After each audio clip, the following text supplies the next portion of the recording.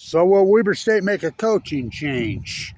It's unbelievable how far downhill Weber State, well, Big Sky basketball has gone this century. They're 1-24 in Big Sky tournaments this year, and that not even close games. They get blown out. 2007, Montana won a game with Krastoviak, by the way, who had no coaching experience when he took over. Think about the coaches here. How about Phil Johnson? Could be the greatest coach in the history of this school. He was 27 years old. He had no coaching experience. How about Dick Motta? Where did he get his start? Oh, Weber State. No coaching experience. They coached a high school team up in Soda Springs one year. How about Ronna Baglin? Oh, okay, coaching experience. Where? Snow? Anchorage, Alaska? Huh. We need to start over with a homegrown. Phil Johnson, homegrown. Well, Southern Idaho, we claim it. Dick Motta, homegrown. Ronna Baglin, homegrown.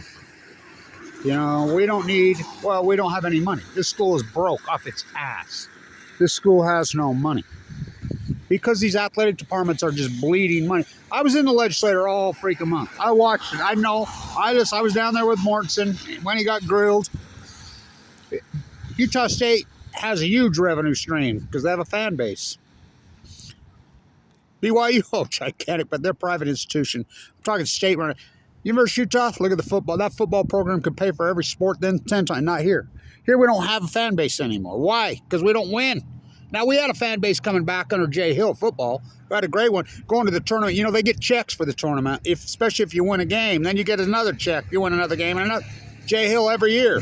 Remember 2 years ago, they were 7th in the country. Ranked 7th in the country. They're going to get at least one, right? Maybe 2 or 3. They got none. Came apart at warp speed. This school is bleeding money so radically, and they got a huge budget cut. Trump cut the freaking money flowing back here, and so Weber State's getting a huge budget cut. So what are they going to do with coaching? Well, Eric Duff been here for 19 years. No coach in the history of the school, basketball or football, has been here 19 years. Never. Not even close. Not even close. And the only coach in the history of the school that's been here longer, maybe Chick Heslop, track and field, homegrown. So, who I say? One of the top 10 greatest players that ever played here, Jimmy DeGrafferty. I don't know if he'd take it. He'd have to take a pay cut. But that's who should coach here. One of the top 10. Not only that, everything he's touched is successful. #1 school business in the country. Well, they keep Duff now. In defense of Eric Duff and Randy Rayism, they don't win, but I'll tell you one thing, they sure produce a lot of great players, don't they? Nobody has more players in Europe freaking shine than Weber State, than probably any school in the country. 2 NBA first rounders, maybe another NBA player with Blaze 3. We'll see. And, hopefully Lillard can get his foot in the door and in the combine and see what he's got. Now, so I always run this by the great Joe Bass, who's a genius, by the way, who's retiring. So every time I think something like I did Lillard, Joe Bass was the first that was on Lillard. Joe Bass was. Myself, me and Joe used to talk about Lillard all the time. Randy Ray didn't believe he was an NBA player. Randy Ray never. Kellen McCoy had to wake up Randy Ray. Randy Ray's own words. Joe Bass did when he broke his foot. Joe Bass brought in 2 surgeons when he was a sophomore because he says, this guy's an NBA player. Saved him. Without Joe Bass, there is no Damian Lillard. Dylan Jones, I run it by him. Oh, yeah. So I talked to him the other day. I said, listen, this isn't an easy pick like Damian Lillard was for us. And Damian Lillard's stock went like this towards the end. He was going to be a late 2nd rounder. Ended up 6th. Rookie of the year, everything. He's Damian Lillard. Go figure. When he'd go down the lane and rip the rim off as a freshman, be this high above it, you're like, whoa, whoa. So I hit him up on Blaze the other day. And Joe Bass is a genius. I think he's NBA stuff. What do you think? Oh, yeah. He's NBA stuff. He says, well, the knock on him is that 3-point shot. He says, they'll work on that. They'll get that handle. I says, well, in my mind, it's his physicality, his strength, his speed.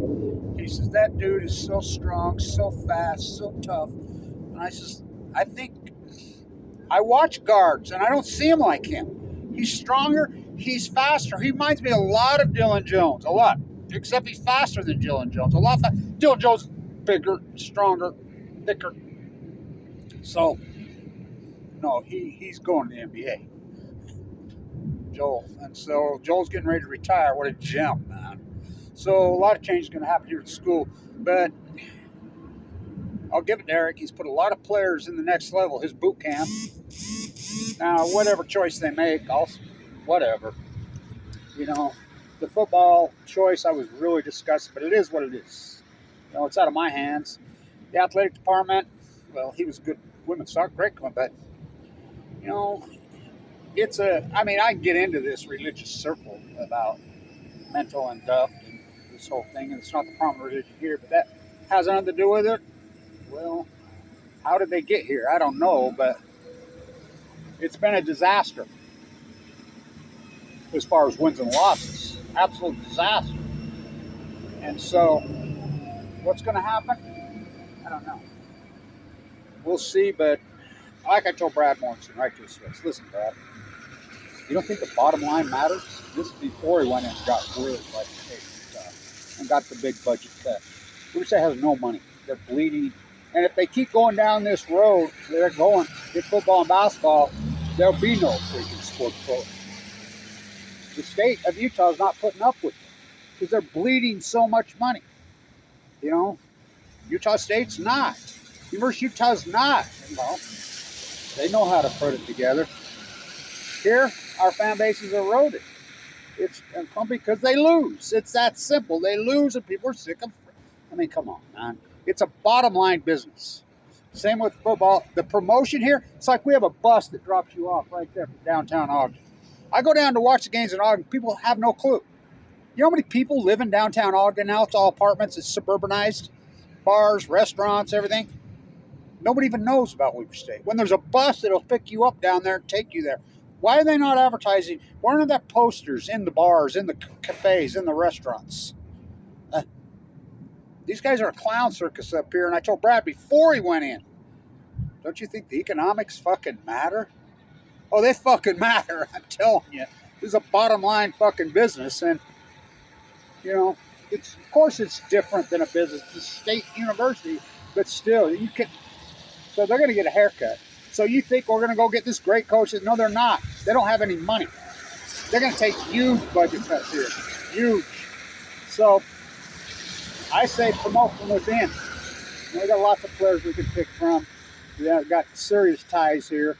But, you know, I don't know if the Graffiti didn't even take it. You know, you have to take a huge budget cut. Remember, we had the #1 school business in the United States. I was considered the best of that. Graffiti's out of that school. From 1989 to 2001, we're the #1 school business in the United States. There's a bunch of these guys that play basketball here that are hugely, gigantically successful.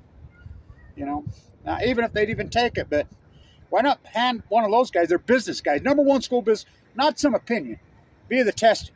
My class, 96, and Jimmy DeGraff's class is the #1 undergraduate testing in the history of the United States to this day.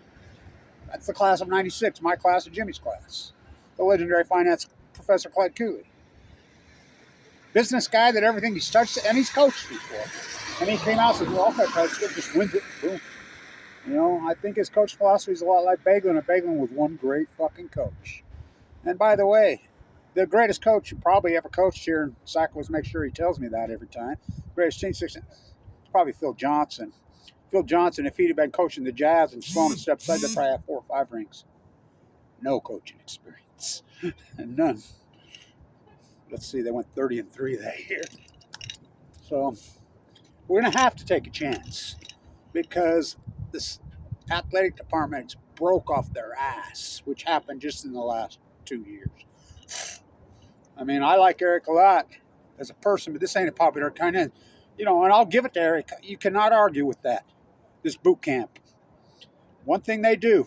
Now, is that just the recruiting of the Purple Palace? I remember when Randy was recruiting Joe Ballenboy, and he come in here and they saw it. And I think Joe Ballenboy's regrets coming here. Lillard's made lots of statements. I was young and naive to think I'd go in the NBA from here, but they come and see this incredible arena. What? Let's put the concerts back in. This arena is so incredible. It's absolutely, it's the gem of all gems. You can do a little bit of remodeling, which it doesn't even need it. They come here, South Ogden, Utah. Fucking beautiful. The arena's beautiful. Of course they want to come here. We get top quality athletes.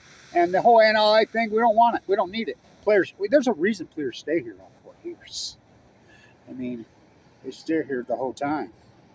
So, we'll see what happens. What happens, but we got to get how are we going to, I mean, this thing used to be packed. Remember, these guys turned down the CIT tournament.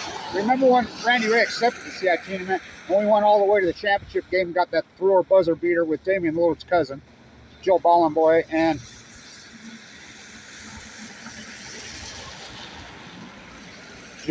Joe Ballenboy and Lillard's cousin. Remember that? How good was that? That place was packed. I think that was clear on April 30th. These guys turn it down. These coaches are overpaid and fucking lazy in my book. You know, it's a part-time fucking job. Fuck, look how many months they get off. So, a couple $100,000 a year is plenty in my mind. I didn't think that's too much. So, we've got it. I mean, come on, man. Keep going down this fucking road, and there'll be no fucking sports here. We'll see. Mental's got another chance to turn it around this year. Football. You know, we'll see. We'll see what happens. You know, he's got his guys now. That's the way he wants it. That's the way he gets it. You know, and there's a bunch of good talent on that team. Young guys. You know. And we don't have the NFL. And Big Sky basketball? Fuck, please. Come on, make a showing in the tournament. At least compete. Fuck, this getting blown out. Fuck, what a fucked up century. They're 1-24 this century, and the games aren't even close. They've got to compete. They've got to make a fucking decent showing in the NCAA tournament. I don't give a fuck if you're 16, 15, whatever. They lost the playing game last year. I mean, how low can we go? Stay tuned.